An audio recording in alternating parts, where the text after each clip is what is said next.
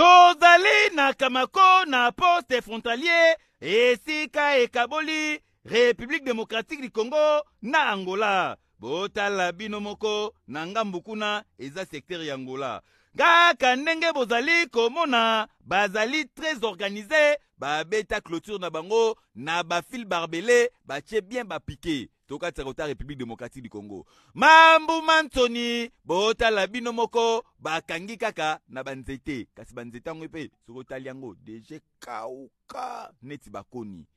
Chuezate. Kasi ya malonga ezali ke ba service nyonso ezalaka awa ODGM, ODGDA. Batonga ba batima ya malonga po ezolakisa ke efonctionnaka kitoko na police de frontières. Tovandi lokwa toyaki na tongo bino moko boyebi entre République démocratique du Congo na Angola toza na écart d'air ya iner. Na mupanzi o bozali komona ezali ba mama commerçante oyo bawuti bongo na Angola, il faut bateka biloko na République démocratique du Congo. Bavani na tante baozela ngonge beta.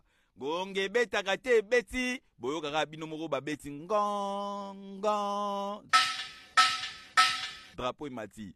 Ba mama bazali ko se précipiter po na kokatisa na ngambo ya RDC. Botala bino moko policier a telemi. Awa contrôler laisser passer. Kasi awa mbota likasu moko zo beta mawa botala tala aye apusani afini papa fongolisa akotisi. Mususu aye anga leka net na ninga chobo mama na kangia zongisi. Apesi mbota lukasu balekisi. Koleka baleki deja bakoti na ngambo ya République démocratique du Congo kala mingi te botala bino moko ba pusu oyo ezokende kozwa bongo sima ba marchandise etondisi ba marchandise tenterente ba carton ya biloko ya kolia pe biloko misusu ba nango awa contrôle salimi kitoko na OCC na ba service eke na wenze.